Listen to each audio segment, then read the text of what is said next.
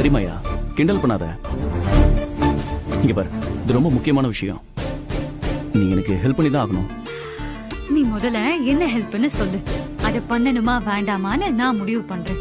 இல்ல மாயா, நீ அப்படிலாம் சொல்லக்கூடாது. இத பாரு, நீ கண்டிப்பா செஞ்சுதான் ஆகணும். இப்பதான் எங்க கமிஷனர் போன் பண்ணாரு. கார்த்திக் கேஸை வர சீக்கிரமா முடிக்க சொல்லி பிரஷர் போடுறாரு. நானும் எல்லா ஆங்கிள்லயும் நல்லா யோசிச்சு பார்த்துட்டேன். எந்த ரூட்ல போனாலும் இந்த கேஸ் ஒரே இடத்துல போய் நிக்குது. வினய் ஃபேமிலி. ஒரு நிமிஷம் மாயா, நான் சொல்றத முழுசா கேளு ப்ளீஸ். நீ அவங்களோட லாயர் தான். அவங்களுக்கு சாதகமா தான் நீ யோசிப்ப நடந்துப்பேன்னு எனக்கு தெரியும். ஆனா என் இடத்துல இருந்து கொஞ்சம் யோசிச்சு பாரு. மித்ராவை பழி வாங்கணுங்கிற ஒரே காரணத்துக்காக தான் கார்த்திக் ஜெயில இருந்து தப்பிச்சிருக்கான். வேற எந்த மோட்டிவும் இல்ல. நேரா அவங்க இருந்த மகாபலிபுரம் ரெசார்ட்டுக்கே போய் ரூம் புக் பண்ணிருக்கான். அதுக்கப்புறம் என்ன ஆனான்னே தெரியல. மித்ராவையோ இல்ல அவன் பொண்ணையோ பார்க்க வரல. அவங்க அம்மா கிட்ட கூட அவன் போல. பேங்க் டிரான்சாக்ஷன்ஸ் எதுவுமே நடக்கல. ஆனா புக் பண்ண ரூம் மட்டும் அப்படியே இருக்கு. ரூம்ல அவன் திங்ஸ் எல்லாமே இருக்கு. அதை விட ரொம்ப முக்கியமான விஷயம், ரெசார்ட்டுக்குள்ள போன அப்புறம் வெளியில வந்திருக்க வாய்ப்பே இல்லை.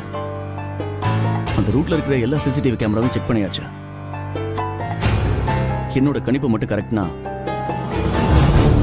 நான் ஷோரா சொல்றேன், இப்ப கார்த்திக் உயிரோடவே இல்லை. வினய் தான் கண்டிப்பா ஏதாவது பண்ணிக்கணும். அன்பு ப்ளீஸ். ஐயா ஒரு நிமிஷம், நான் பேசி முடிச்சிடுறேன். வினய்க்கும் மித்ராவுக்கும் கார்த்திகை கொலை பண்றதுக்கான மோட்டிவ் இருக்கு. நீ ஒரு கிரிமினல் லாயர். சந்தர்ப்ப சூழ்நிலையால கொலை பண்ண எவ்வளவு பேரை நீ பார்த்திருப்ப. அது மாதிரி இந்த கேஸ்லயும் நடந்திருக்க நிறைய வாய்ப்பு இருக்கு. ஆனா இதுக்கெல்லாம் என்கிட்ட எந்த எவிடன்ஸும் இல்ல. எவிடன்ஸ் இல்லாம என்னால யார்கிட்டயும் இதை பத்தி பேச முடியாது.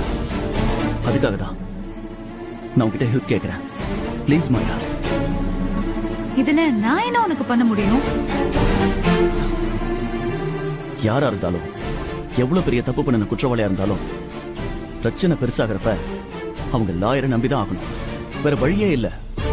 இப்போதைக்கு வினய் ஃபேமிலியை காப்பாத்துற இடத்துல நீ மட்டும்தான் இருக்க. அவங்களுக்கு முன்ஜாமீன் வாங்கி கொடுத்த ப்ரொடெக்ட் பண்ணிருக்க.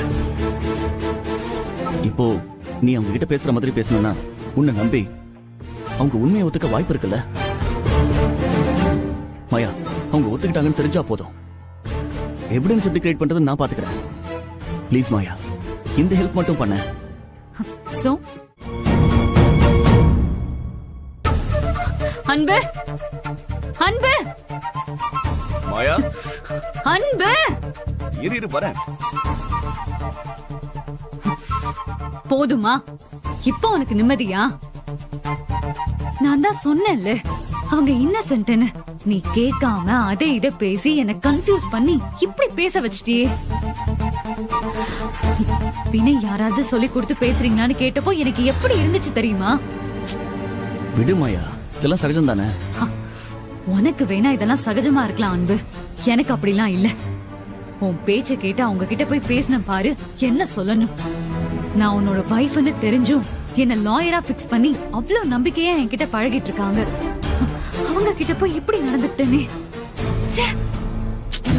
மாயா இங்க பாரு, இப்பவும் சொல்றேன், அவன் தான் தப்பு பண்ணிருக்கான். கார்த்திக் என்னாச்சுன்னு கண்டிப்பா வினய்க்கு தெரியும். அவன் நம்ம கிட்ட நல்லா நடிக்கிறான் மாயா. அது ஏன் உனக்கு புரிய மாட்டேங்குது? இந்த பாரு, நம்ம நினைச்சதை விட அவன் பிரில்லியண்டா இருக்கான், அவ்வளவுதான். அதுக்காக அவன் நல்லவன்லாம் இல்ல.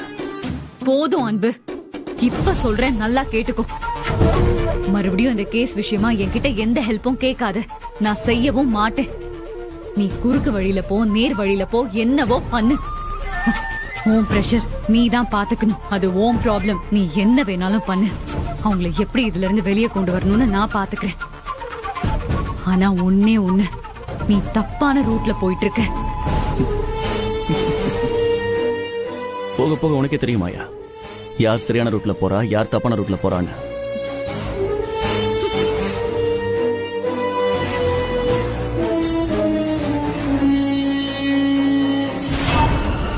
எந்த பக்கம் போனாலும் முட்டு சந்தா இருக்கே. இப்ப என்ன செய்யறது? இனிமே மாயாவை நம்பி யூஸ் இல்ல. கார்த்திக் விட்டாலும் யாராவது ஹெல்ப் பண்ணா நல்லா இருக்கும்.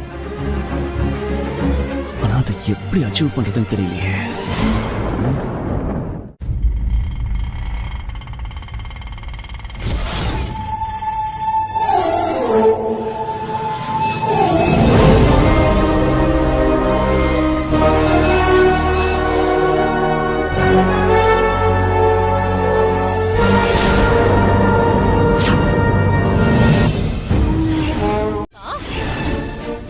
என்னாச்சு மித்ராமா? ஒண்ணும் இல்ல. என்னது ஒண்ணும் இல்லையா? ஏ தானியா, இந்த மித்ராமாவும் வினயக்குள்ளும் சேர்ந்து உன் அப்பாவை முழுசா கொண்டு புதைச்சிட்டாங்கடி. ஏத்தேனே, உனக்கு அறிவு இல்ல? குழந்தைகிட்ட என்ன பேசணும் தெரியாது? பைத்தியமா நீ? ஆமா, எனக்கு பைத்தியம் தான். என் மாமாவை என்ன பண்ணீங்க சொல்லுங்க. தேனே, என்னமா பேசிட்டு இருக்க? யாரோ ஏதோ சொன்னாங்க, நீங்க வந்து கத்திட்டு இருப்பியா? யார் என்ன சொன்னாலும் நம்பிருவியா? உனக்கு எங்களை பத்தி தெரியாது? தெரியுமே, ரொம்ப நல்லா தெரியும். கண்டிப்பா நம்புறேன். நீங்க ஏதாவது தான் செஞ்சிருப்பீங்க. குடும்பமா சேர்ந்து நாடகம் ஆடி என் வாழ்க்கையில மண்ணெண்ணி போட்டவங்க தானே நீங்க. கொலை பண்றது என்ன உங்களுக்கு என்ன பெரிய விஷயமா? இங்க பார்த்தேனே, நீ எல்லாம் மீறி போயிட்டு இருக்க. நான் சொல்லிட்டேன். அப்படிதான் போவேன். நீங்க கொலை பண்ணிட்டு எல்லார் கூடயும் கிடைச்சது சந்தோஷமா இருப்பீங்க. என் மாமாவை பறி கொடுத்தது நான் தானே. உங்க ரெண்டு பேரையும் நாங்க எவ்வளவு நம்பணும். எங்க குடும்பத்துக்கு போய் இப்படி ஒரு துரோகத்தை பண்ணிருக்கீங்களே. நீங்க எல்லாம் நல்லாவே இருக்க மாட்டீங்க.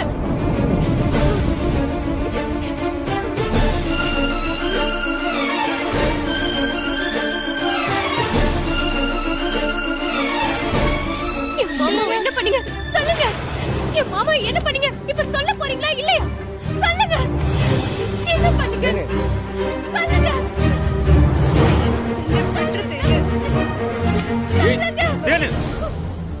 பைத்தியம் மாதிரி பண்ணிட்டு இருக்க.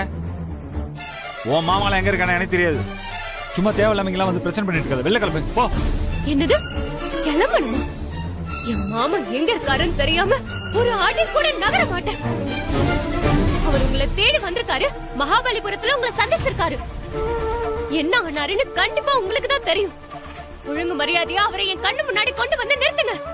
இல்லனா நீங்க தான் கொன்னீங்கன்னு ஒத்துக்கோங்க. இது ரெண்டுத்துல ஏதாவது ஒண்ணு நடக்கிற வரைக்கும் நான் இந்த வீட்டை விட்டு போக மாட்டேன். இத பாருமா, என்னடா மாப்பிள்ளைவோ வந்தவங்களை இங்க தங்கிட்டு போங்க. நான் சத்திரமா நடத்துறோம். இங்கே இருக்காங்க. முதல்ல இங்க இருந்து கிளம்புமா. ஏன் நீங்க எல்லாம் குடும்பத்தோட வந்து டேரா போட்டீங்கல்ல, அப்ப தெரியலையா உங்களுக்கு? இதோ இங்க நிக்கிறாரு வினய். இவர் எனக்கு ஆசை காட்டி மோசம் பண்ணி என் வாழ்க்கையே கெடுத்திருக்காரு. இவர் பொண்டாட்டி என் மாமா வாழ்க்கையை நாசம் பண்ணி ஜெயிலுக்கு அனுப்பி அவரையும் கொலை பண்ணிருக்கா. பத்தாததுக்கு தானியா வேற கூட்டிட்டு வந்திருக்கா. இத்தனைக்கும் நீங்க பதில் சொல்லியே தான் ஆகணும். அது வரைக்கும் நான் இந்த வீட்டுல தான் இருப்பேன். என்ன போக சொல்றதுக்கு யாருக்குமே உரிமை இல்லை. இதையும் மீறி என்ன போக சொன்னா நான் தெருவுல நின்னு போராடுவேன். என் மாமா எங்க கோஷம் போடுவேன்.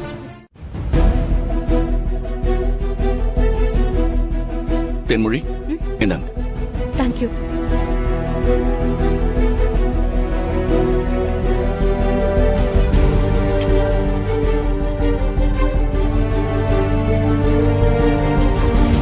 என்ன தென்மொழி, ஏதோ யோசிச்சுட்டு இருக்கீங்க? இல்ல சார், நீங்க சொன்னதும் உணர்ச்சி வசப்பட்டு நானும் வினய் வீட்டுல போய் பேசிட்டேன். ஆனா இப்ப யோசிச்சு பார்த்தா கொஞ்சம் குழப்பமா இருக்கு சார். இதுல என்ன குழப்பம் உங்களுக்கு? உங்க மாமா எங்க இருக்காருன்னு தெரிஞ்சுக்க வேணாமா? கண்டிப்பா தெரிஞ்சுக்கணும் சார். ஆனா வினயும் மித்ராவும் தான் மாமாவை கொலை பண்ணிருப்பாங்கன்னு எனக்கு தோணல சார். ஏன் அப்படி சொல்றீங்க? மித்ராக்காவை எனக்கு ஒரு 6-7 வருஷமா தெரியும். ரொம்ப நல்ல டைப். ஏன் எங்க ஃபேமிலிக்காக அவ்வளவு செஞ்சிருக்காங்க. என்னையும் தானியாவையும் ரொம்ப நல்லா பாத்துக்கிட்டாங்க. என் பாட்டி மேலயும் மாமா மேலயும் அவங்களுக்கு அளவு கடந்த மரியாதையும் நன்றி உணர்ச்சியும் இருக்கு சார். அத நானே பல சமயத்துல பாத்திருக்கேன் சார். வினய் மேல ஆசைப்பட்டு நான் அவ்வளவு விஷயங்களை பண்ணப்ப கூட மித்ராக்கா என் ஃபேமிலிக்கு எதிரா எதுவுமே பண்ணதில்லை சார். எங்க மேல கோவம் இருந்தாலும் கொலை பண்ற எண்ணம்லாம் கண்டிப்பா அவங்களுக்கு வராது சார். அப்போ வினய் சரியோ தப்போ அவரை நான் காதலிச்சிருக்கேன் சார். அவரும் பொய்யா வாச்சும் கொஞ்ச நாள் என் கூட பழகிருக்காரு. ஆனா எனக்கு துரோகம் பண்ணணும்னு அவருக்கு என்னைக்குமே எந்த நினைப்புமே வந்தது கிடையாது. அவரோட ஒய்ஃபுக்காக அவரு சொந்த வீடு, காரு, பிசினஸ், சொத்து சொகம் எல்லாத்தையுமே விட்டுட்டு எங்க வீட்ல ஒரு டிரைவரா வந்து வேலை செஞ்சாரு. கொஞ்சம் நல்ல மனுஷங்க அவரு. அப்போ வினய் அவர் ஃபேமிலிக்காக என்ன வேணாலும் செய்வாரு, அப்படிதானே சொல்றீங்க நீங்க? ஆமா சார். மித்ராக்காவும் விக்ரமும் தான் அவருக்கு உயிர், உலகம் எல்லாமே. அவங்களுக்காக அவரு எவ்வளவோ போராடினாரு. அத நான் என் கண் கூட பாத்திருக்கேன் சார். சூப்பர், இதுதான் எக்ஸாக்ட் பாயிண்ட். இப்பதான் நம்ம சரியான ரூட்டுக்கு வந்திருக்கோம். புரியல சார். தென்மொழி, உலகத்துல எல்லாத்த விடவும் ஃபேமிலி தான் முக்கியம்னு நினைக்கிற வினய், பொண்டாட்டி மேலையும் புள்ள மேலையும் உயிரை வச்சிருக்கிற வினய், அவங்களுக்காக எந்த எக்ஸ்ட்ரீமுக்கும் போகக்கூடியவர். ஃபேமிலிக்காக ஈகோ, ஸ்டேட்டஸ் எல்லாத்தையும் மறந்துட்டு ஒரு வீட்டுக்கு வேலைக்காரனா கூட போவாரு. அவங்களுக்கு ஒரு ஆபத்துனா எத்தனை பேரை வேணாலும் அடிச்சு காலி பண்ணிடுவாரு.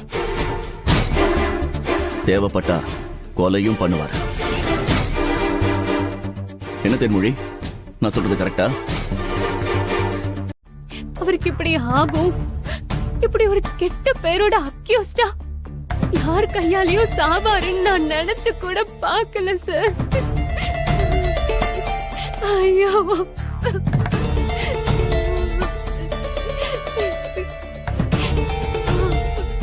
சந்தோஷமா இருந்த குடும்பம் சார். என்னைக்கு வினய் எங்க வீட்டுல கால் எடுத்து வச்சானோ அன்னைக்கு தொடங்கின பிரச்சனை தான் சார் இது.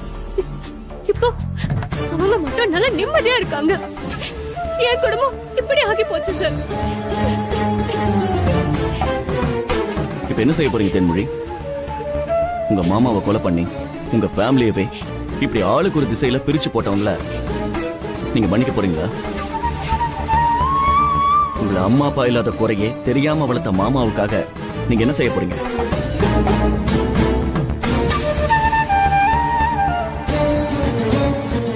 சார், நான் என்ன சார் செய்யணும் இப்போ?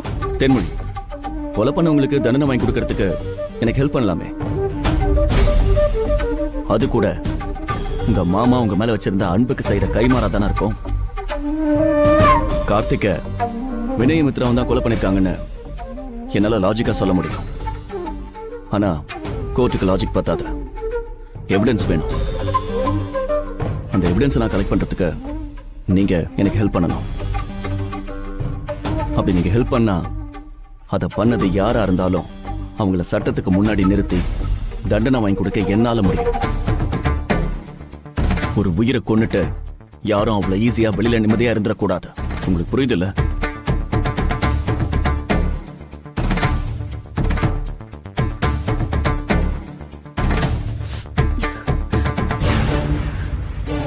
புரியுது சார். என் மாமாவை கொலை பண்ணவங்கள சும்மா விடக்கூடாது. என்ன தப்பு பண்ணிருந்தாலும் அதுக்காக கொன்றுவாங்களாமா? அவங்களுக்கு என்ன சார் உரிமை இருக்கு? நான் உங்களுக்கு ஹெல்ப் பண்றேன் சார். குட், இதைத்தான் நான் எதிர்பார்த்தேன். நான் என்ன சார் பண்ணணும்? பெருசா ஒண்ணும் பண்ண தேவையில்ல. எப்படியாவது வினய் வீட்டுல ஸ்டே பண்ணி உங்க மாமாவை கொன்னது அவங்க தான் ப்ரூவ் பண்ற மாதிரி சின்னதா ஏதாவது ஆதாரத்தை எடுத்து கொடுத்தா அது போதும். நான் பண்றேன் சார். Okay, fine.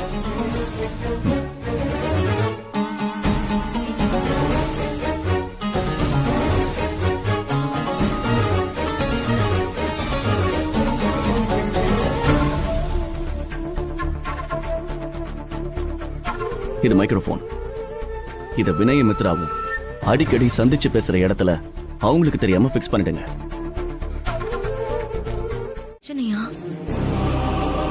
டேய், நாங்க 2 பேரும் கேக்குறோம்ல, இப்படி அமைதியா இருந்தா என்னடா அர்த்தம்? சொல்றா, எதுக்கு நீங்க கூட்டு வந்திருக்க? நம்ம தான் கொலை பண்ணோம்னு ஆதாரத்தோட இந்த ஏஎஸ்பி கண்டுபிடிச்சிட்டானாமா.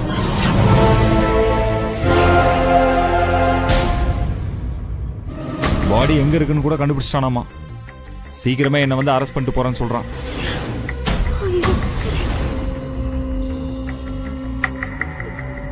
என்னங்க சொல்றீங்க? இதுக்கு தான் நான் அப்பவே சொன்னேன், நான் போய் சரண்டர் ஆகுறேன்னு எல்லாரும் மாட்ட போறோம். எல்லாமே போச்சு, எல்லாமே போச்சு போச்சு. மித்ரா, அழாத மித்ரா. நான் சொல்றது மட்டும் கொஞ்சம் பொறுமையா கேள. நீ போய் சரண்டர் ஆகிறதுக்கு நான் இவ்வளவு கஷ்டப்படுறேன். அவன் கண்டுபிடிச்சேன்னு சொல்றான், அவ்வளவுதான். என்னமோ காலில் அடிபட்டுச்சு அவ்வளோதாங்கிற மாதிரி சொல்ற. ஆதாரம் இருக்குங்கிறா, வந்து அரெஸ்ட் பண்ணுவேன்னு சொல்றான். கேட்கறதுக்கு பயமா இருக்கு. நீடா இவ்வளவு சாதாரணமா சொல்ற. நீ பயப்படாத மாம்சு, அதெல்லாம் ஒண்ணுமே இல்ல. அவன் கண்டுபிடிச்சதா போய் சொல்றான். சும்மா இப்பெல்லாம் சொல்லி நம்ம கிட்ட போட்டு வாங்க பாக்குறான். இப்படிலாம் நம்ம கிட்ட சொன்னா நம்ம பயந்துருவோம் அவன் எதிர்பார்க்கறான் மாம்சு. ஆனா அவன் பிரில்லியண்டா யோசிச்சுதான் காய் நவுத்திட்டு இருக்கான். அதான் வீட்டுல எதுவும் பேச வேணா நான் உங்களை இங்க கூப்பிட்டு வந்தேன்.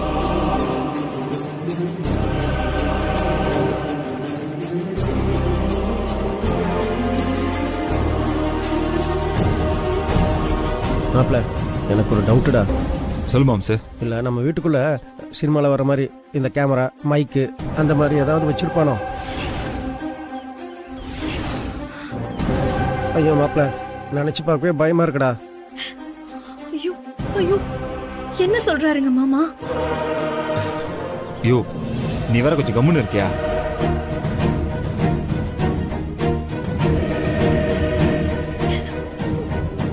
ஆனா எனக்கு இதுல ஒரு சந்தேகம் இருக்கு மாம்சே. இந்த நேரத்துல கரெக்டா தேன்மொழி நம்ம தான் கொலை பண்ணிருப்போம் சந்தேகப்பட்டு வீட்டுல வந்து உட்காந்துருக்காயா?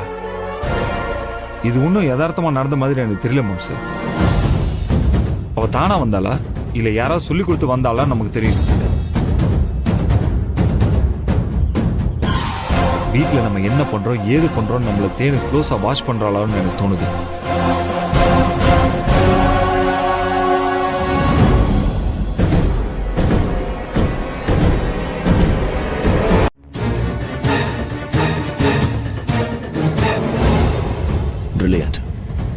பிரில்லியன்ட் நம்மளை டைவர்ட் பண்ணிட்டான்.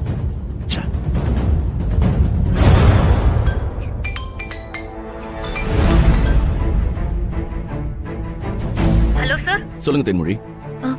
என்னாச்சு சார்? என் மாமா கிடைச்சாரா? இல்ல, இங்க எதுவும் கிடைக்கும் தோணல தேன்மொழி. என்ன சார் சொல்றீங்க? ஆமா, நம்மளை டைவர்ட் பண்றதுக்காக வேணும்னே இங்க வந்து பேசியிருக்காங்க. அவங்க இங்க பாடியை புதைக்கல. ஐயோ, நான் ஏதாவது எவிடன்ஸ் கிடைக்கும் ரொம்ப நம்பிக்கையா இருந்தேன் சார். கடைசியில இப்படி ஆயிப்போச்சு. நம்ம எப்படியாவது அவங்க மேல தப்பு இருக்குன்னு ப்ரூஃப் பண்ணும் சார். கண்டிப்பா தேன்மொழி, என்கிட்டயே போக காட்டுறான் அவன். கூடிய சீக்கிரமே அரெஸ்ட் பண்ணி போலீஸ்னா யாருன்னு காட்டுறான் அவனுக்கு. நீங்க மட்டும் எனக்கு ஹெல்ப்ஃபுல்லா இருந்தீங்கன்னா போதும், சீக்கிரமே பிடிச்சிடலாம். நிச்சயமா சார். எனக்கு என் மாமாவுக்கு என்ன நடந்துச்சுன்னு தெரிஞ்சா போதும். அதனால உங்களுக்கு என்ன தேவைப்பட்டாலும் நான் உதவி செய்யறேன் சார். இது போதும் தேன்மொழி, பாத்துக்கலாம் நம்மள அவங்களான்னு. நான் உங்களுக்கு அப்புறமா போன் பண்றேன். பார்த்து கேர்ஃபுல்லா இருங்க. Okay sir.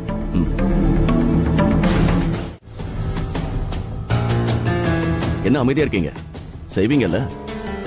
கண்டிப்பா செய்யறேன் சார். எனக்கு என் மாமாவை கொலை பண்ணது யாருன்னு தெரியணும். அவங்களுக்கு தகுந்த தண்டனை கிடைக்கணும். அவ்வளவுதான்.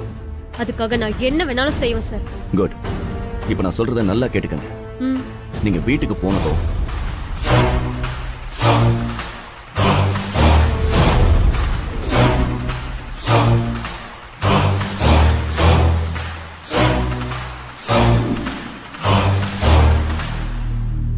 இத மட்டும் நீங்க செஞ்சு முடிச்சிட்டீங்கன்னு வச்சுக்கோங்க,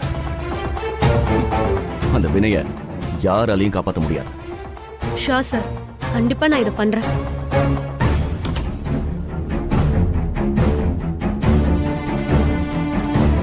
ஓகே, சரி தென்மொழி, அப்ப நீங்க கிளம்புங்க. Bye sir.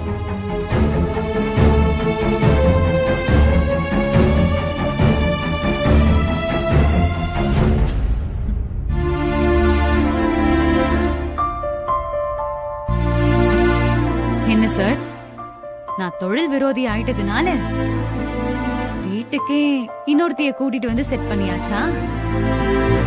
சீ, புத்தி போகுது பாரு. அதெல்லாம் ஒண்ணும் இல்ல. அப்போ அவ யாரு? அது எதுக்கு உனக்கு? நீ தினம் யாரை மீட் பண்ற நான் கேக்குறேனா?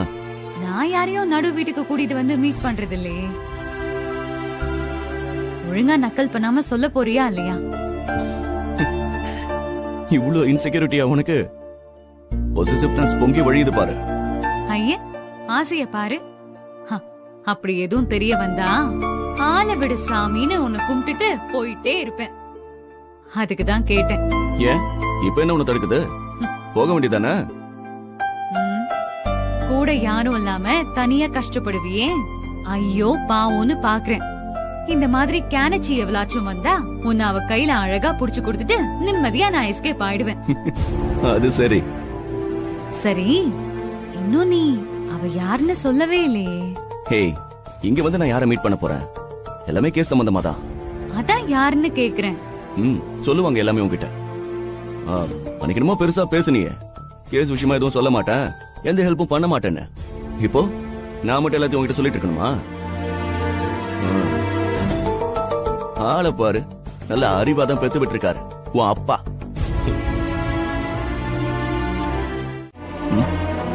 கடைசியில உன் போலீஸ் புத்தியை என்கிட்டயும் காமிச்சிட்டு பாத்தியா? ஏன் நான் என்ன பண்ண?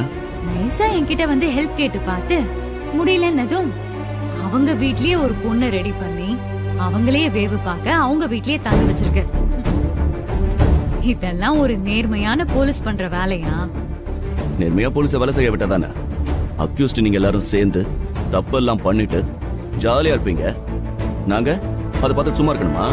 ஹலோ, அவங்க கொலை பண்ணாங்க நீ கெஸ் பண்ற, அவ்வளவுதான். கோர்ட் ஜட்ஜ்மெண்ட் குடுக்கற வரைக்கும் யாரையும் அக்யூஸ்ட்னு சொல்லக்கூடாது. ஆமா, இதெல்லாம் உன் ட்ரைனிங்ல சொல்லி கொடுக்கலையா? குற்றம் செய்திருப்பதாக சந்தேகப்படும் நபர், சஸ்பெக்ட், எங்க சொல்லு பாப்போம். உனக்கு என்ன என்ன பார்த்தா நக்கலா இருக்கா? நான் நல்லா மண்டக்காயத்தை பார்த்து ரசிக்கிறல்ல நீ. மாயா, நான் இப்பவும் சொல்றேன், வினயோ மித்ராவோ தான் கார்த்திகை கொலை பண்ணிருக்காங்க. என்கிட்ட ஆதாரம் இல்ல, அவ்வளவுதான். அந்த ஆதாரத்தை எடுக்கிறதுக்காக நான் எல்லா விதத்திலையும் முயற்சி பண்றேன். இதுல என்ன தப்பு இருக்கு?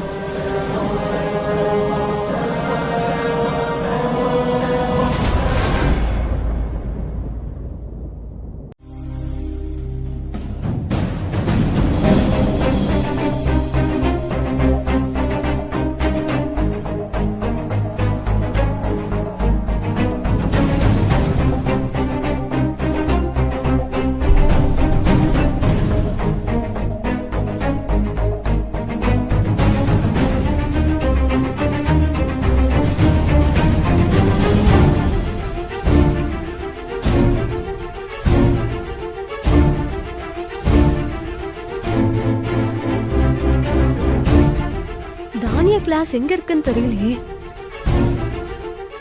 எக்ஸ்கியூஸ் மீ, சொல்லுமா. 3rd ஸ்டாண்டர்ட் பி செக்ஷன் எங்க இருக்கு? இதே நேரா போனீங்கன்னா 3வது கிளாஸ்மா. Okay sir, thank you.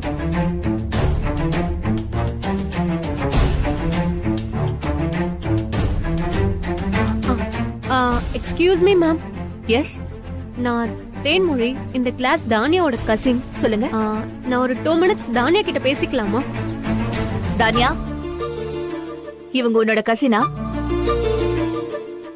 Yes ma'am. சரி, கூட்டிட்டு போங்க. Thank you ma'am. தானியா வா.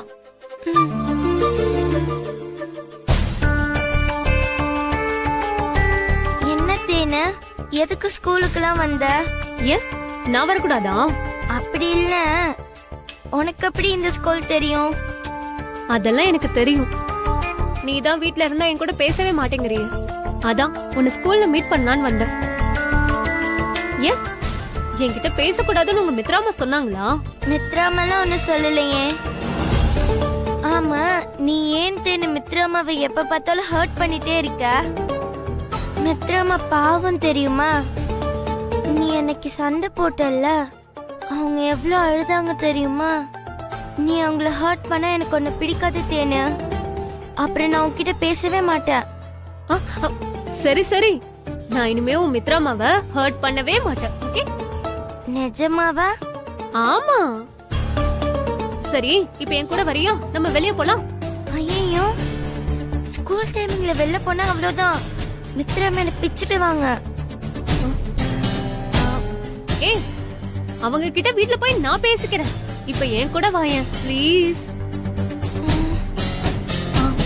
தானியா செல்லம், நான் உன்னை எவ்வளவு மிஸ் பண்ண தெரியுமா? நீ பாட்டுக்கு கிளம்பி உன் மித்ராமா கூட வந்துட்ட. அங்க நீ இல்லாம எனக்கு போர் அடிச்சது தெரியுமா? நம்ம அங்க இருந்தப்போ எவ்வளவு ஜாலியா இருந்தோம். பாட்டி, மாமா, நீ, நான் எல்லாரும் மால் சினிமான்னு அங்க இங்கன்னு போவோம்ல. இப்ப பாரு, எல்லாமே மாறி போச்சு. ஆளாளுக்கு எங்க எங்கேயோ இருக்கும். என்ன பண்றது?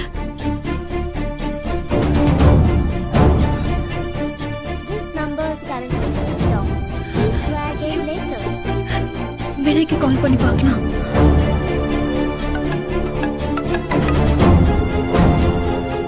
சொல்லு மித்ரா. வினய், வினய், நான் பசங்களை பிக்கப் பண்ண ஸ்கூலுக்கு வந்தேன். ஏய், எதுக்கு நீ இவ்வளவு பதட்டமா பேசுற? இல்ல, இப்போ தானியா ஸ்கூல்ல இல்ல. தேனு வந்து அவளை கூட்டிட்டு போயிருக்கா. என்ன என்ன சொல்ற மித்ரா? ஆமா வினய், மிஸ் கிட்ட ரிலேட்டிவ்னு சொல்லி கூட்டிட்டு போயிருக்கா. லாஸ்ட் பீரியட்லயே ஸ்கூல் முடியறதுக்கு முன்னாடியே கூட்டிட்டு போயிருக்கா.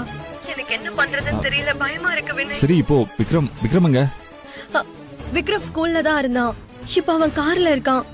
தானியாவை மட்டும்தான் அவ கூட்டிட்டு போயிருக்கா. நான் அவளுக்கு போன் பண்ணி பார்த்த, போன் ஸ்விட்ச் ஆஃப்னு வருது. நம்பர் மாத்திட்டா போல இருக்கு வினய். எனக்கு ரொம்ப பயமா இருக்கு வினய். சரி மித்ரா, நீ ஒன்னும் பயப்படாத. நீ ஒன்னு பண்ணு, விக்ரம் கூட்டு வீட்டுக்கு வந்துரு, நான் என்னன்னு பாக்குறேன். ஐயோ, இப்ப எதுக்கு இவ தானியாவை கூட்டிட்டு போனோம்? என்ன பிளான்ல இருக்கானே தெரியலையே. ஐயோ, எனக்கு ரொம்ப பதட்டமா இருக்கு வினய். ஏய் மித்ரா, ப்ளீஸ், நீ கொஞ்சம் பதறாம இரு. நீ எதை பத்தியுமே கவலைப்படாத. நீ வீட்டுக்கு வந்துரு, நான் என்ன ஏதுன்னு பாக்குறேன். சரியா? நீ விக்ரம் கூட்டு வீட்டுக்கு வந்துரு. சரி, ஓகே.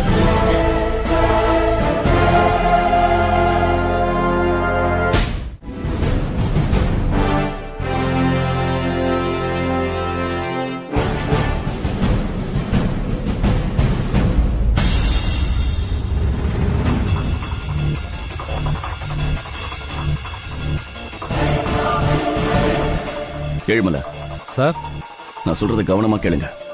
நடுவுல பேசக்கூடாது. ஆனா உங்களுக்கு ஏதாவது சந்தேகம் இருந்துச்சுன்னா கடைசியா என்கிட்ட கேட்கணும். சரிங்க சார்.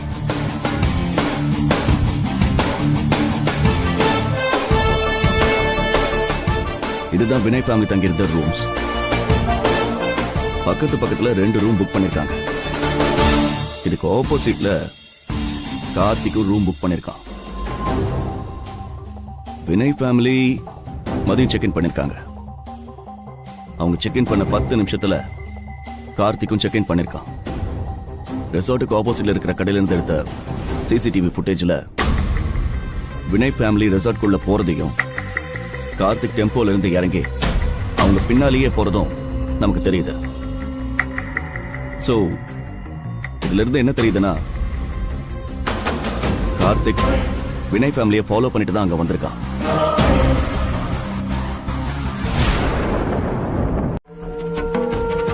வினய் கூட தனி ரூம்ல இருந்த மித்ரா ஏன் பக்கத்து ரூமுக்கு வரணும்? அந்த நேரத்துல வினய் அருணும் எங்க போயிருப்பாங்க? போனவங்க ஏன் உடனே திரும்பி வந்து ரூமை காலி பண்ணலான்னு சொல்லணும்?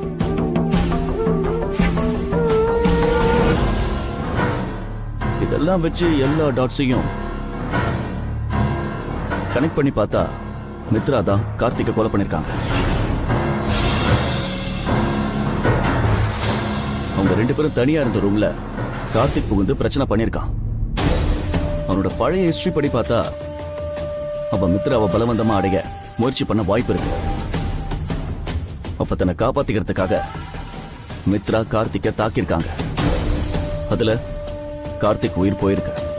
சார், மித்ராவை குழந்தைங்களை பத்திரமா பாத்துக்க சொல்லிட்டு வினயும் அருணும் சேர்ந்து பாடியை டிஸ்போஸ் பண்ணிருக்கலாம்ல சார்? இல்ல, அவங்க எப்படி டிஸ்போஸ் பண்ணிருந்தாலும் இந்நேரம் நமக்கு பாடி கிடைச்சிருக்கும். நான் அந்த ஏரியா சரௌண்டிங் முழுக்க தரவா செக் பண்ணி பார்க்க சொல்லிட்டேன். நம்ம தேடுற மாதிரி எதுவுமே கிடைக்கல. ஆனா இன்ட்ரெஸ்டிங்கான இன்னொரு விஷயம் கிடைச்சது. என்ன சார்? வினய் ஃபேமிலி ரெசார்ட்டை காலி பண்ணிட்டு சென்னைக்கு வந்த அன்னைக்கு நைட் சிட்டி முழுக்க செக் போஸ்ட் போட்டு எல்லா வண்டியும் செக் பண்ணிருக்காங்க. ஏதோ ட்ரக்ஸ் கடத்துறாங்கன்னு இன்ஃபர்மேஷன் வந்ததால ஒரு வண்டி விடாம ஃபுல்லா செக் பண்ணிருக்காங்க. சார், அப்படி பண்ணியிருந்தா அவங்க மாட்டிருப்பாங்கல்ல சார்? அப்போ பாடியை இவங்க எடுத்துட்டு போகலையா? நோ கண்டிப்பா வினயும் அருணும் சேர்ந்து மித்ராவை காப்பாத்தணும்னு பாடியை டிஸ்போஸ் பண்ண தான் பார்த்திருப்பாங்க. மித்ராவையும் குழந்தையும் விட்டுட்டு பாடியை கார்ல தூக்கிட்டு போயிட்டு எப்படியாவது டிஸ்போஸ் பண்ணலாம்னு நினைச்சிருப்பாங்க. சிசிடிவி ஃபுட்டேஜ்ல அருணும் வினயும் கரெக்டா 11 மணிக்கு ரெசார்ட்டை விட்டு வெளியில போறது ரெக்கார்ட் ஆயிருக்கு. ஆனா போன கொஞ்ச நேரத்திலே திரும்பி வந்திருக்காங்க. வந்ததும் ரூம் காலி பண்ணிட்டு எல்லாரையும் கூட்டிட்டு போயிருக்காங்க. சார், அந்த ரெசார்ட்ல சிசிடிவி எதுவும் இல்லையா சார்? இல்ல, ஏற்கனவே ஒன்னே என்ட்ரன்ஸ்ல வச்சிருக்காங்க.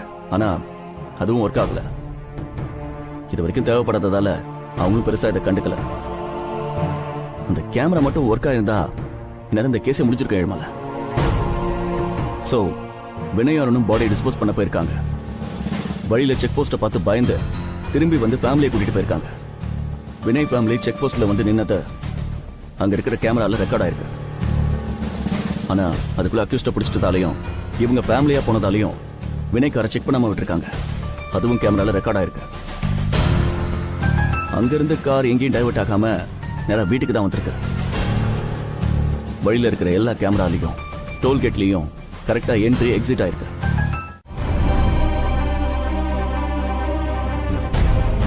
சாரி சார், இப்படி எல்லாம் நடக்கும் நான் நினைச்சே பார்க்கல. நான் தானியாவை உங்ககிட்ட கூட்டிட்டு வந்து பேச வச்சேன்னு தெரிஞ்சு என்ன வீட்டை விட்டு அனுப்பிட்டாங்க. நானும் எவ்வளவோ ட்ரை பண்ணி பார்த்துட்டேன். ஆனா என்னால முடியல சார். சார், எனக்கு கொஞ்சம் நம்பிக்கை இருக்கு சார். நான் பார்த்த வரைக்கும் மித்ராவும் சரி வினயும் சரி யார்கிட்டயும் அவங்க ஆஷாலாம் பிஹேவ் பண்ணவே மாட்டாங்க. ஆனா நீங்க கேட்டது நான் சரின்னு சொன்னேன் சார்.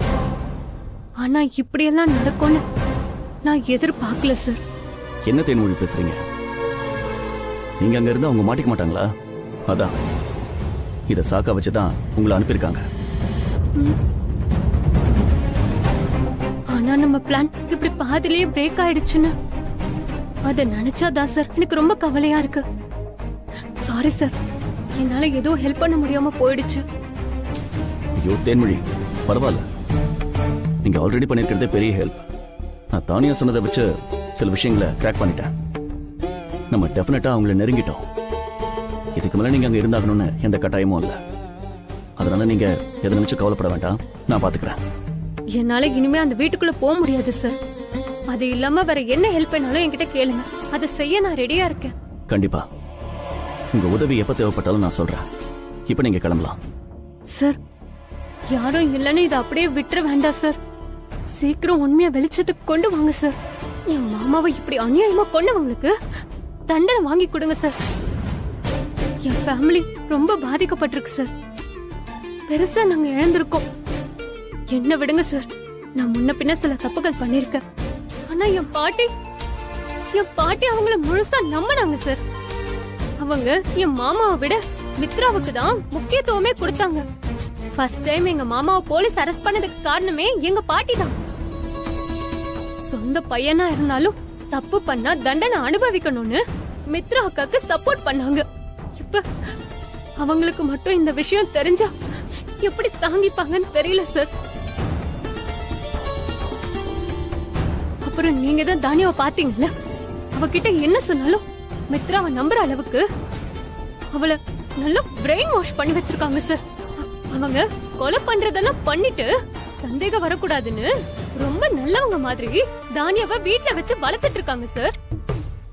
அவங்க காட்டுற அன்பெல்லாம் உண்மைன்னு நம்பி நம்ம கிட்ட வர மாட்டேங்கிறா சார். எனக்கு அவளை நினைச்சாதான் சார் ரொம்ப கவலையா இருக்கு.